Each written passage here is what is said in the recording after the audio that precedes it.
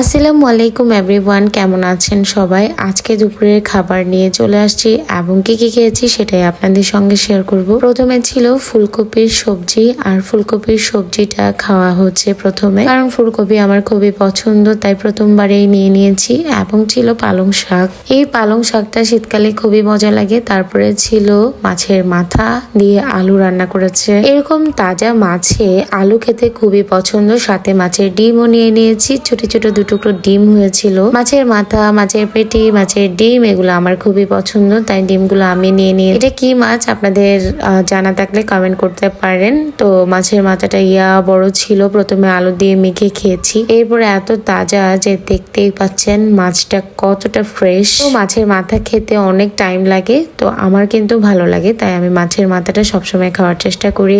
তো এটাই ছিল আজকের দুপুরের খাবার। মাছের মাথাটা দিয়ে শেষ করলাম। Thank you for watching, by.